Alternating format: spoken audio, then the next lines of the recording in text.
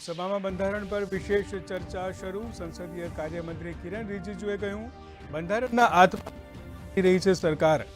આપણને આપણા બંધારણ પર છે ગર્વ. આ ચર્ચામાં આજે પ્રધાનમંત્રી નરેન્દ્ર મોદી પણ લેશે ભાગ.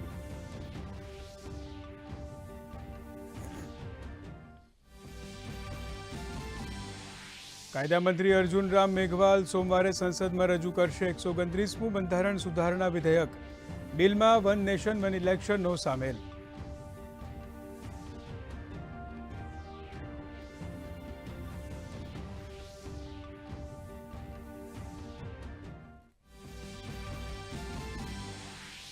નવી દિલ્હીમાં યોજાનારા રાજ્યોના મુખ્ય સચિવોના ચોથા સંમેલનની અધ્યક્ષતા કરશે પ્રધાનમંત્રી નરેન્દ્ર મોદી.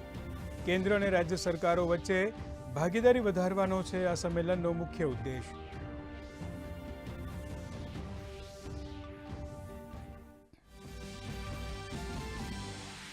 ગૃહમંત્રી અમિત શાહ આજથી છત્તીસગઢના ત્રિદિવસીય પ્રવાસે. નક્સલ પ્રભાવિત વિસ્તારોની મુલાકાત તેમજ સુરક્ષા શાંતિ સંબંધિત કાર્યક્રમોમાં લેશે ભાગ.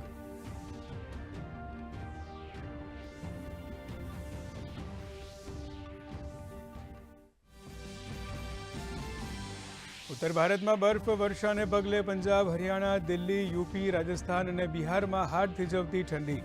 તો તમિલનાડુ, કેરળ અને પોંડિચેરીમાં વરસાદ બન્યો આફત.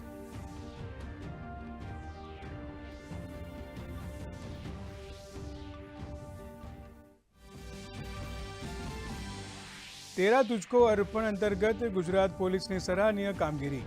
છેલ્લા 2 વર્ષમાં 2802 કાર્યક્રમ યોજી રૂપિયા 180.37 કરોડથી વધુ કિંમતનો મુદ્દામાલ મૂળ માલિકોને કર્યો પરત.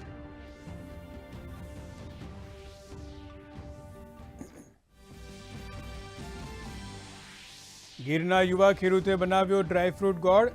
ગાયનું ઘી, કેસર અને સૂંઠથી બનેલો આ ગોળ સ્નાયુ અને હાડકાં માટે ફાયદાકારક હોવાનો દાવો.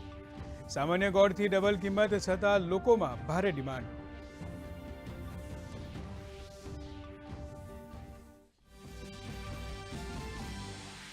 રાજ્યમાં પવન સાથે કડકડતી ઠંડીનું જોર. અમદાવાદમાં 12.5 ડિગ્રી તો ડીસામાં નોંધાયું 9.1 ડિગ્રી લઘુત્તમ તાપમાન.